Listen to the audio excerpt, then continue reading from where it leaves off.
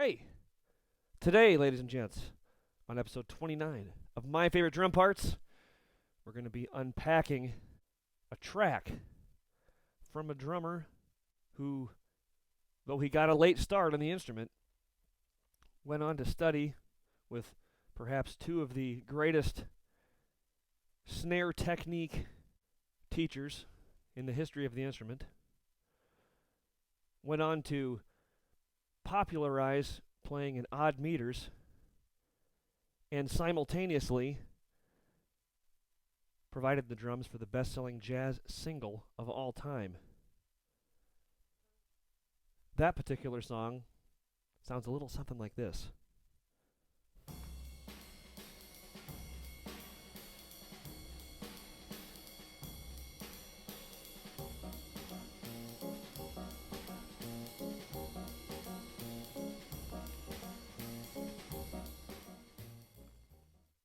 Are you ready? Let's do it.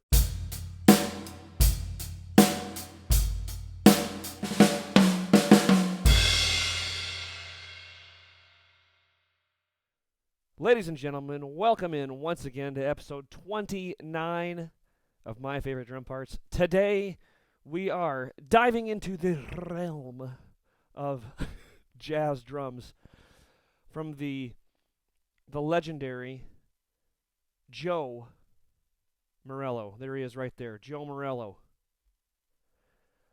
An absolute legend on the instrument, a phenomenal drummer, an equally phenomenal teacher, and a guy that really helped propel jazz drumming in a whole new direction through his work, especially with the Dave Brubeck Quartet. Now, Joe Morello got his start actually as a concert violinist, but at age 15, he had a change of heart and decided he wanted to take up the drums. And some people might think, oh, that's kind of a late time to switch instruments, when you think about some of the other stories that you've heard from the pros. But Joe made up for lost time thanks to two pretty incredible teachers. The great Billy Gladstone and the equally great George Lawrence Stone, the two guys that basically literally wrote the book on snare drum technique.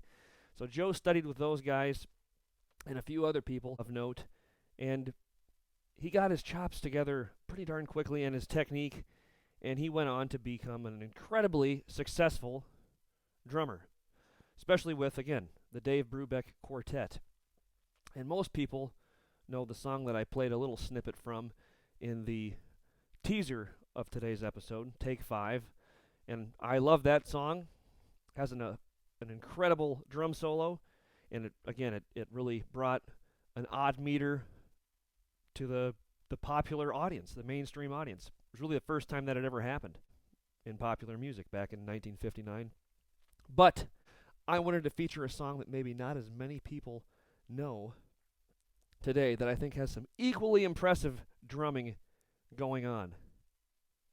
And that, ladies and gentlemen, is a little song called I'm in a Dancing Mood. And there are a lot of different recordings of this song out there, but the one that I really go back to a lot comes from the Dave Brubeck Quartet's 1961 album, Dave Brubeck's Greatest Hits. And I know that might seem like, a greatest hits album, but this is a really good album. You should, if you haven't checked it out, and if you've never listened to Dave Brubeck beyond like Take 5, this is a great, where is it? Right here. This is a great entry point into his music. But we're talking about I'm in a Dancing Mood, and we're also talking about Joe Morello, right? So this song, three things that we're going to listen for. Number one, Joe's sophisticated swing feel. Joe has a very, very unique swing feel. It swings like crazy. It's subtle, but it's sophisticated. There's a lot going on there, especially when you listen to like the changing up of the ride pattern or the little snare comping things that he does, as well as with the bass drum. Some pretty nuanced stuff right there, ladies and gents. Secondly, Listen to his effortless flow between different styles and different meters in this song. It goes through some pretty big changes, and Joe just navigates those effortlessly, as you would expect a drummer with teachers like Joe had to do. Last of all, listen for just his creative groove construction. His creative groove construction on this. He approaches some of these different aforementioned styles and meters in maybe a little bit of an outside of the box way. I also really appreciate the fact that he plays this whole track with the snares off. That's something you don't always hear. But it adds kind of a neat color to the drum part and the song, and it works really well in multiple ways. With that being said, ladies and gents, let's kick off I'm in a Dancing Mood. Are you ready? Let's do it.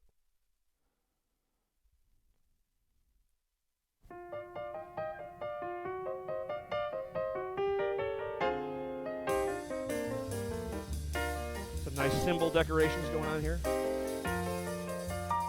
Nice swing on the hi-hats. So we got a pretty up-tempo, 4/4 swing thing going on here. Now listen to a shift into 3 here.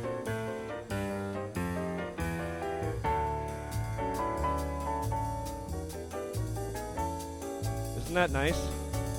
Just that waltz feel. Still keeps it swinging like crazy. Now we're going to flow right back into 4. Ready?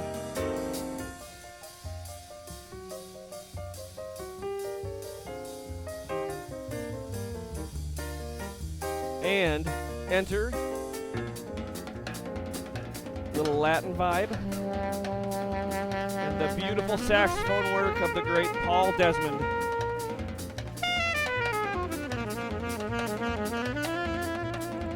Isn't that cool, that snare Latin pattern that he's doing?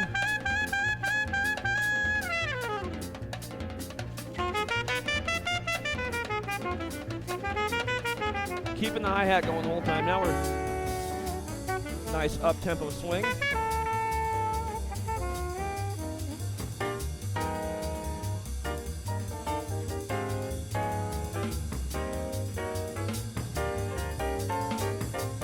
Fill in the holes there for that comping. Now we're going back to 3.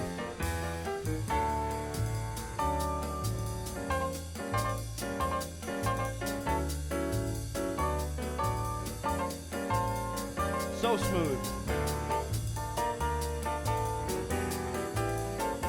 And I love how he's dancing around with this ride cymbal pattern. Now we're heading back to more of a medium swing. And that feels good.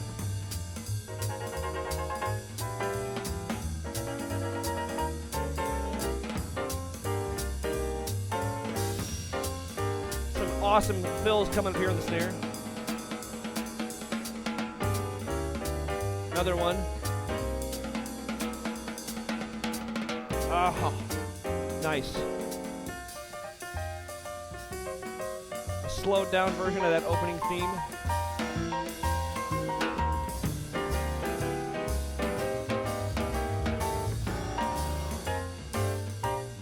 Yeah.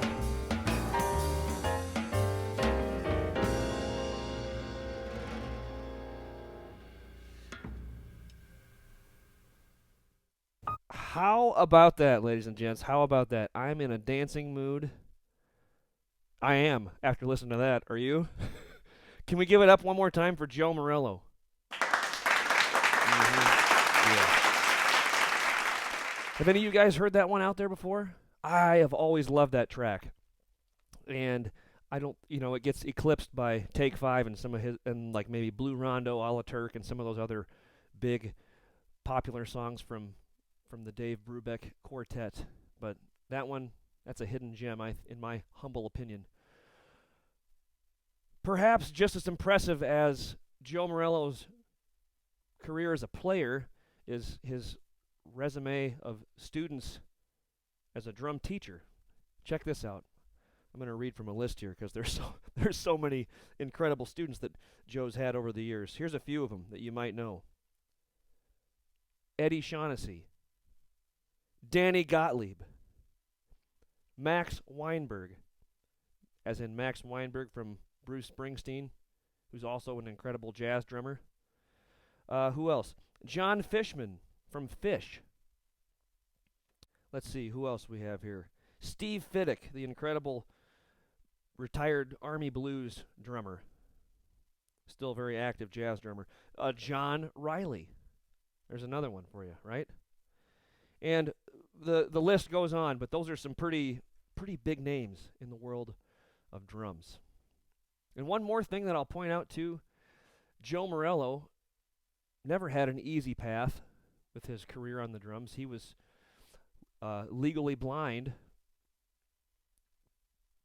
during his whole career, and by the mid-1970s was completely blind, and he continued to play and teach up until his passing in 2011. So that's pretty incredible, and if nothing else, that probably heightened his other senses, and his ear and his touch and everything else.